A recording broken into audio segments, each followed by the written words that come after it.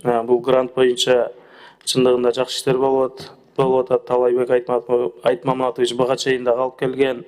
Кийинки жылы Кудай буйруса дагы Баткен областына дагы ушундай жардамдарды алып келем деп айтып атасыз. Келеби?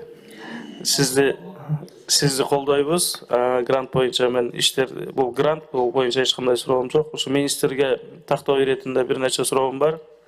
Урматтуу министр, мына мен региондордогу бүгүн врачтар менен сүйлөшүп, айлык маяналары жөнүндө сүйлөштүм.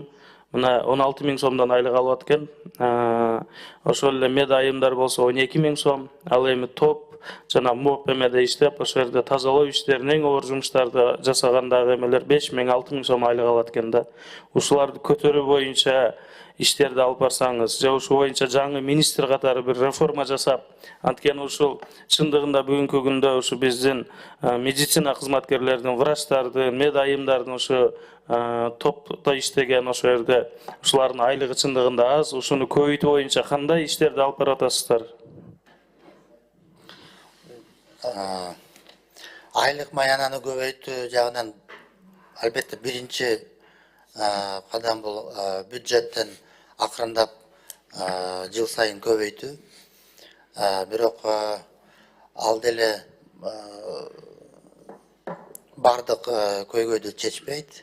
Биз салмак сактоо системасында иштеген уюмдарга алардын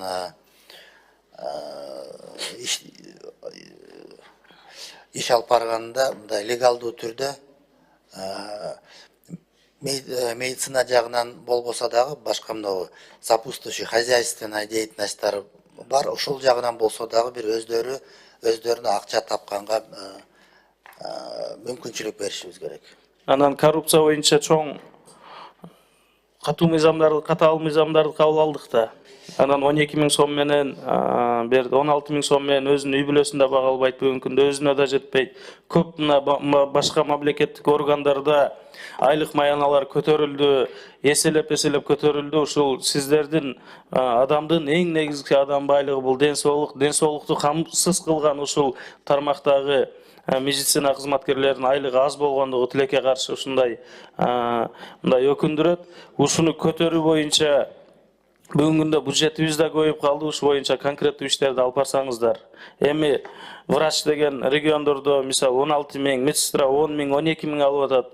Ошол жерде техничкаларыбыз жүрөт, башкалар жүрөт, булар 5 000 сом алып атат да. Бир күндө барып 5 000 сом жок кылып, эми бүгүнкү күндө кымбатчылыкты көрүп атасыз. Ушуну көтөрүү боюнча бир конкреттүү иштерди алып барсаңыздар, ишиңиздерге ийгилик.